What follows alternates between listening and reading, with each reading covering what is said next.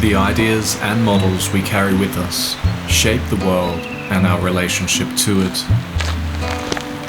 Some of the ideas we hold have grown out of our direct and authentic experience of the world, but many more have been inherited and lurk in the shadows, just beyond the reach of everyday perception. Certain models we inherit are so fundamental that their character permeates all other perceptions and ideas we have, creating ripples throughout our being and our lives. We live with many phantoms in this age, but perhaps none more fundamental and perpetually puzzling than our model of our own minds. In a time when so much seems to be already discovered, delineated, understood, and explained away, isn't it odd to consider that underpinning everything we think we know and experience, there lies an utterly persistent mystery? Not only is the ground of our experience a mystery, we seem to live in a time where communally we act as if we have completely forgotten that this is so.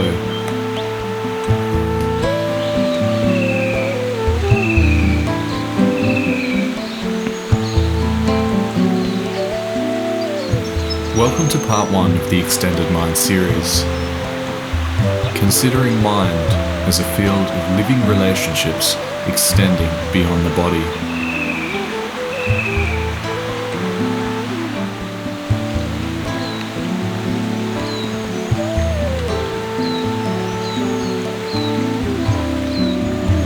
One could chase their tail for all eternity attempting to define mind, getting caught up in one paradox after another ad infinitum. Instead of diving into that endless pit in this series, we're going to explore how some basic, perhaps mindlessly simple observations about nature and human experience can bring to bear an alternate working conception of mind and a renewed experience of daily life.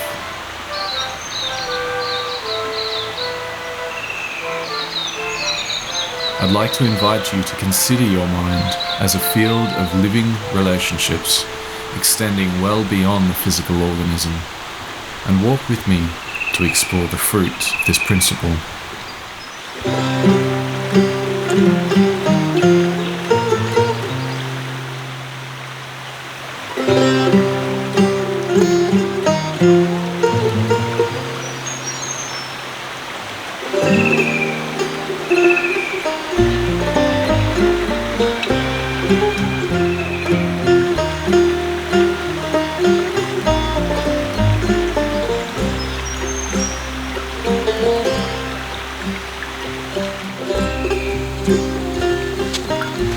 In our time, mind is commonly conceptualized as something quite separate from the body, and indeed separate from the world around us. For many, it is an unexamined concept, taken for granted to refer to the array of thoughts and ideas privately experienced by an individual in their head. This way of thinking about mind tends to walk hand in hand with a very mechanical understanding of our surrounding environment, a world that is felt to be exterior and distinctly separate from what we consider ourselves.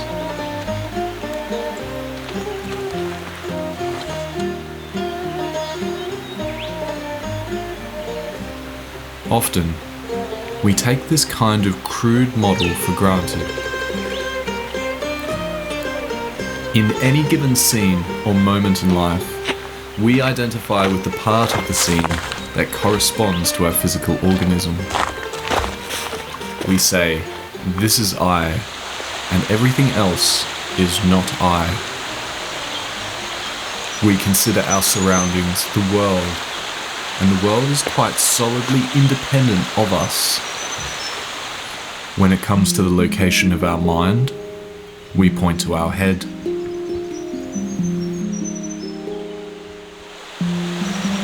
Now, we might not ever explicitly lay it out like this, but generally, so much of the way in which we speak about life and conduct ourselves reveals this crude structure as a subconscious model. It is curious to consider that the imagining of mind as a kind of hidden chamber of thoughts and images trapped in a head, distinct from the surrounding environment, is ill supported by the fields of psychology, psychoanalysis, neuroscience, and physics in our time. This concept is also far removed from how mind was understood to relate to the greater organism and the cosmos by our own ancestors for many thousands of years. So where on earth did it come from? Rather than take the position that people have been somehow led astray or have been brainwashed so that they cannot see their own nature and take control of their lives, let us proceed with the perspective that the unexamined mind is a result of how humanity has directed its focus and orientated its language for the past few thousand years.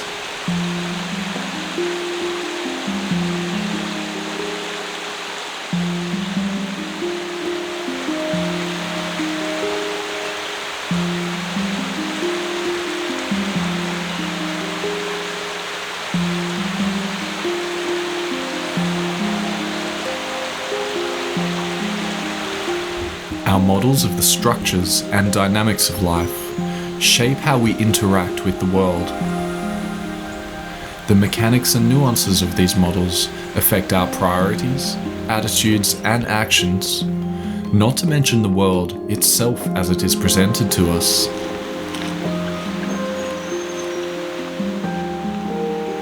If a model we use to navigate life is heavily dissonant with what we might consider truth or nature, then we are likely making the experience of life unduly difficult and miserable for ourselves, and quite likely those around us.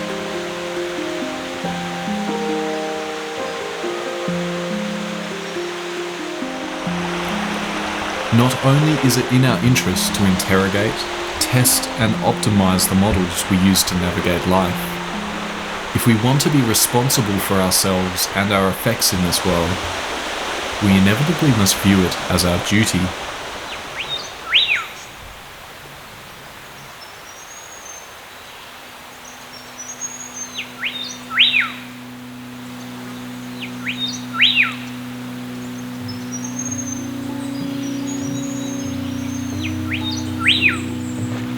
To loosen up our models of mind a little, let's explore the question, where does the organism begin and end? When attempting to study a particular animal in the field of ecology, one can isolate the physical form of an organism away from its environment, say by killing it and dissecting it to identify its solid component parts. This can reveal a great deal about the physiology, diet, and even behaviours of the animal, but it can never truly unveil the totality of the organism. In order to more fully understand an animal, physiological component parts must be studied in combination with behaviours, energy and nutrient cycles, key relationships, habitat, and the shared history of all of these factors. The particulars of one component cannot be explained without reference to all the rest. So where does the organism begin and end? Well, if one is honestly inquiring, one may find that the beginning and end of an organism are formalities of language, not underlying realities. When all complexity is considered, the beginning and end of an organism are but lines drawn in the sand.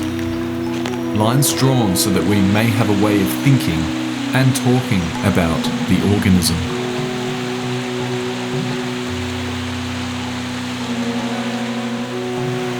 It seems that the more comprehensively you attempt to account for the entirety of an organism, the less distinct your model of the organism becomes.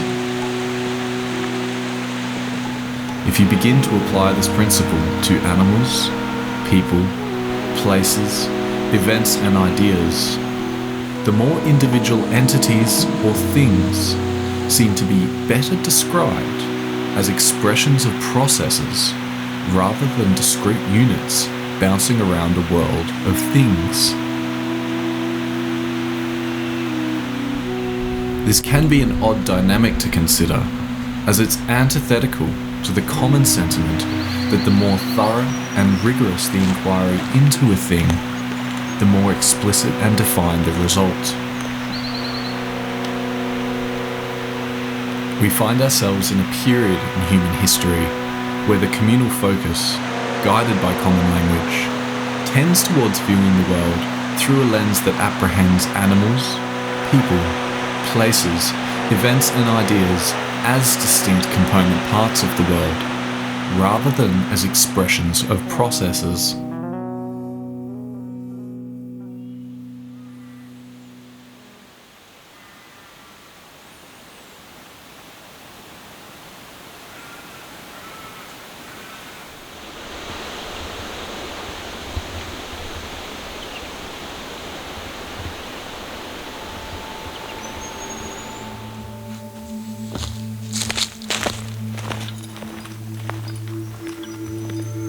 Developments in the scientific process, scientific thinking, and rationality have led to incredible developments in internal and external tools for humanity over the past few thousand years.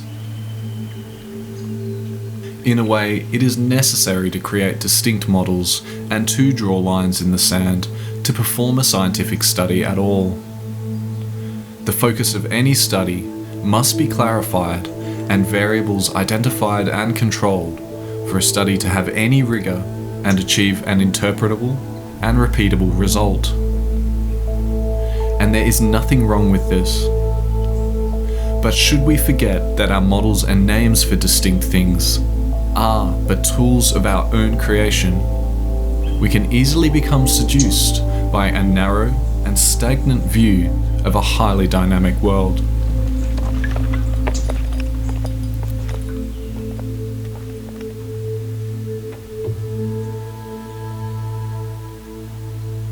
In Hinduism, the term Maya means that which is not, and refers to the seductive, magical power of the world of form and phenomenon to convince mortals that it is reality, when in reality, it is illusion.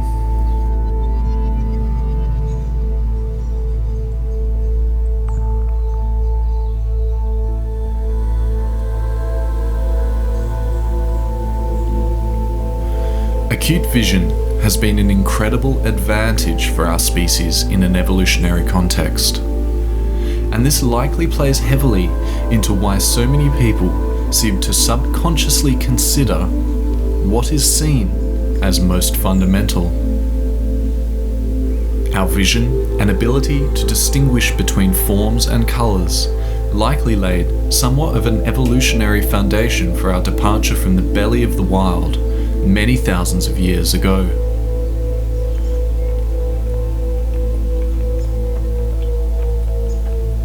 Better vision and the ability to differentiate colours and forms made us more adept hunters, better at detecting predators, and skilled in identifying foods and medicinal plants that were life-giving rather than life-taking. It contributed to our developed coordination, ability to throw, and our proficiency in building tools and structures. Those with keen vision were more likely to succeed in the struggle for survival and reproduction. And over time, our stature and visual acuity made hominids literally and figuratively stand apart from other animals. So our most developed and unique sense, our vision, presents to us a world of things and entities, and our ability to distinguish between these has correlated with survival success throughout our development. In essence, there has been an innate reward and advantage in developed vision, and paying attention to the world of forms that such vision has presented to us.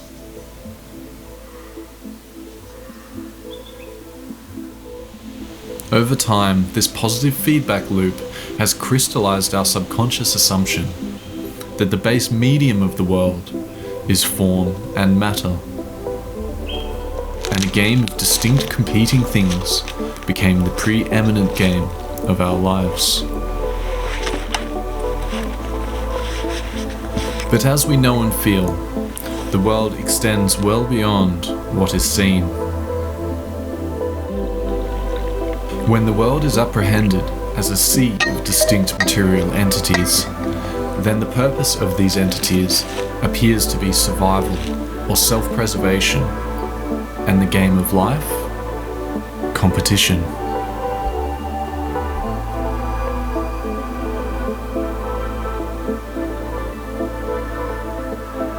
If you walk through this life, entertaining a model which characterizes the world as an environment of distinct competing things, you may come to find that the most fundamental distinction, perhaps at the core of all other distinctions, is that of self and other. These two are likely to be, in your personal experience of being a human moment to moment, the two most prime and obvious distinct parts of the world. Much of your sensory experience only serves as testament to the solidity of this fundamental distinction.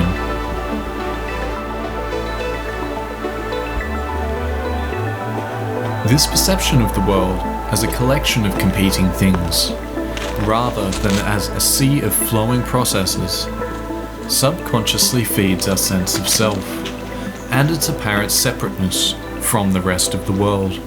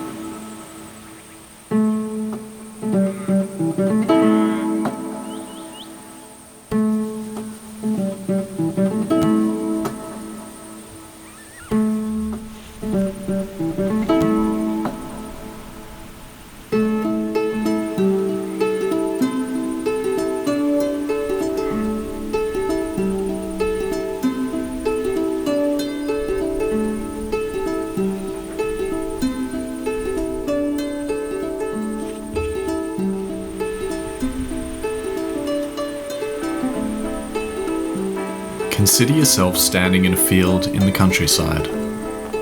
Your senses detect information about the surrounding environment, which is processed by your brain. The brain creates a simulation of sorts with this information. This simulation is your experience of the world, and the world is only known to you through this experience. Consider the moment-to-moment scope of this experience, your extended mind. Imagine this as a living perceptual field, a great sphere surrounding your body, and all it touches is within your extended mind, or your greater field of awareness.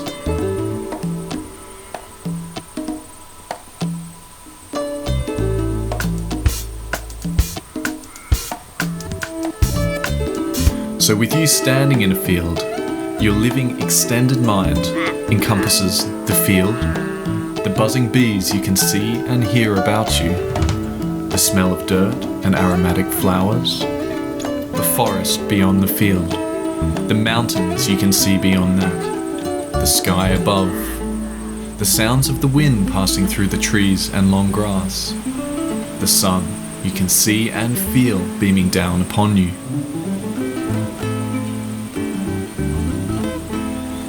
Now the simulation, you might imagine, is in your head, especially if you consider mind or consciousness to be generated or read by the brain. If you do think all of this is in your head, you might arrive at the inference that you have two heads. The first head is the head that holds the brain, which is receiving all of this information and generating your experience of the world. Let's call this the big head. The second head is the one that you can reach up and touch, that big old thing sitting atop your body. Now this head is within your field of experience, within your personal simulation, which is of course within your big head. So as Robert Anton Wilson once put to us, which one is our real head? Our big head or our little head?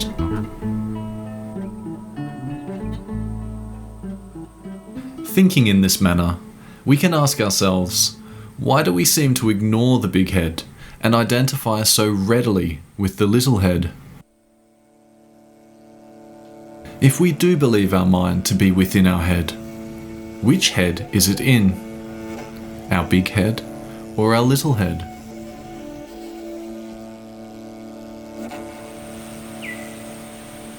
Consider instead a model of experience explored by biologist and author Rupert Sheldrake.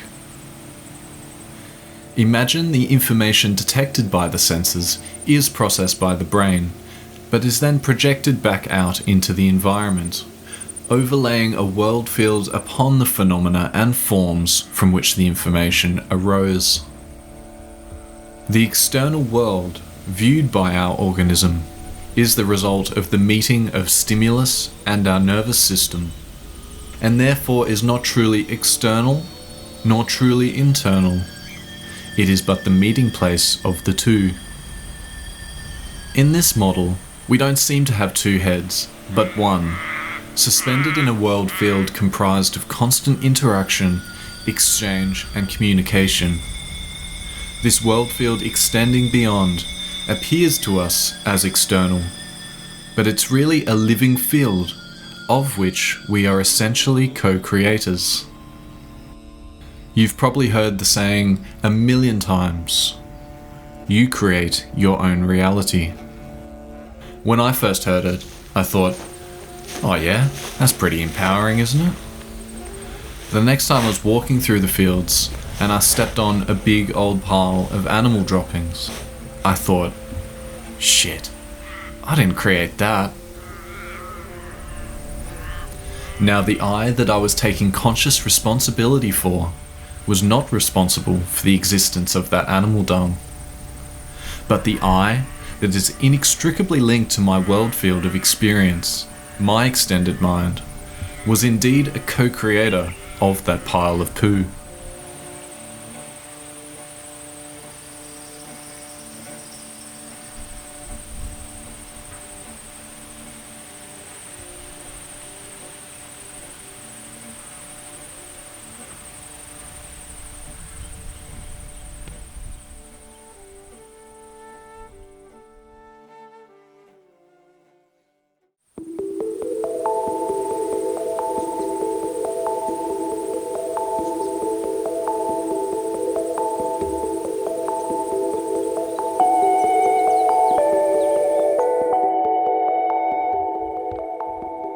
The key to understanding what is going on here is to identify that these trains of thought build upon our existing, unexamined assumptions and categories, drawing them out way beyond their capacity to be useful in explaining our lives.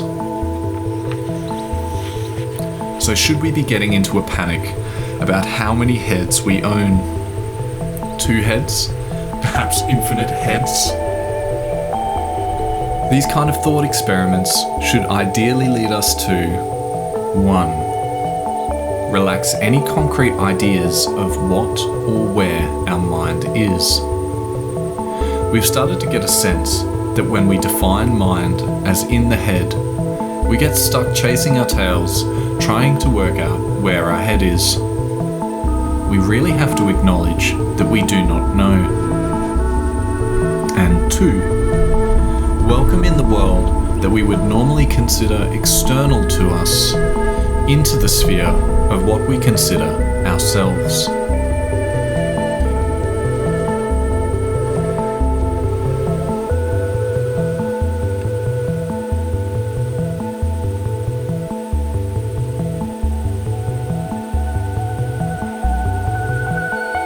The world beyond the physical organism obviously appears to us as physically distinct, but we must nonetheless acknowledge it as within or being, in and of itself, our extended mind.